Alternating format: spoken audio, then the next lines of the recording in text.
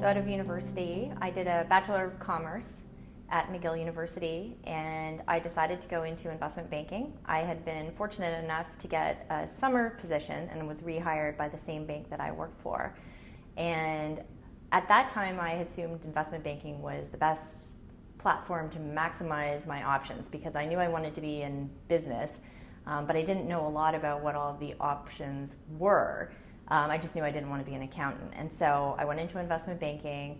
I had the opportunity to move to London and work for Merrill Lynch there. And when I was looking to come back to Canada, where I wanted to be based, I discovered the small private equity group housed in Merrill Lynch, Canada.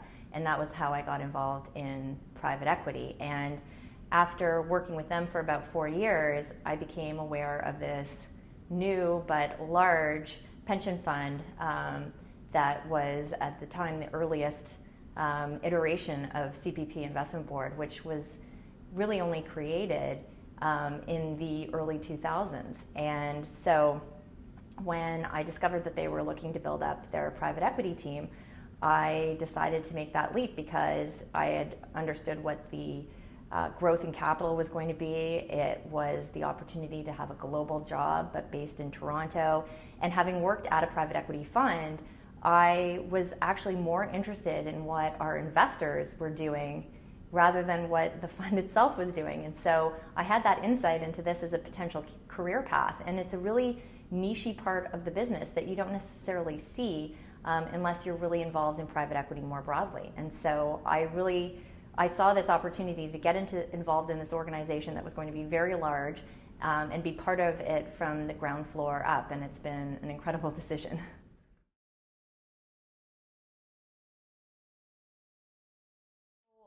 In 2015, I was diagnosed with cancer, and I went through 9 months of treatment, and I worked through the treatment because it grounded me and it kept me feeling normal in what was very abnormal circumstances. And it was a bit of a saving grace for me to be, keep getting myself up every day and trying to keep life as normal as possible. And it's also completely changed the way that I approach work. And it has, I think, in many ways made me better at my job.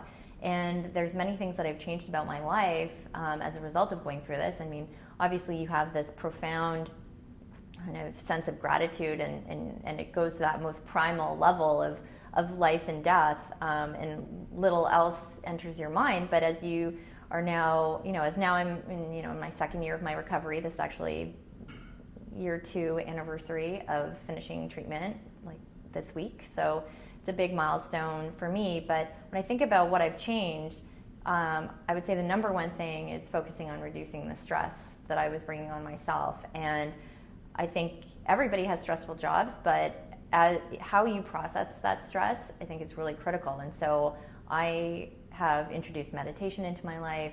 I try to meditate every day. I try to focus on doing things that are only in service of what makes me happy and fulfilled.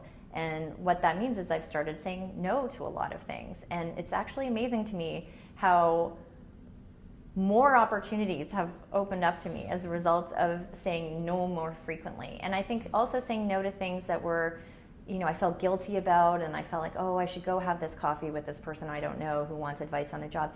And I know that that's a nice thing to do, but sometimes you just don't have the bandwidth for that. And so I've started being more realistic about my bandwidth, and I've been more realistic about doing the things that are important to me for my family and feeling less like I have to apologize for that at work. And so I will work remotely on days that are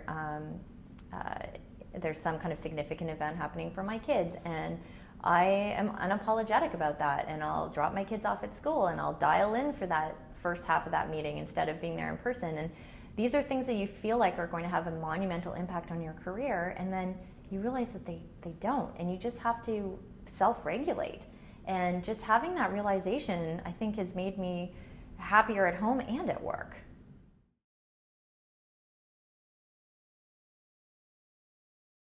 I mean, I think that it fundamentally comes down to how do we increase the funnel of talent into the firms, because we have to grow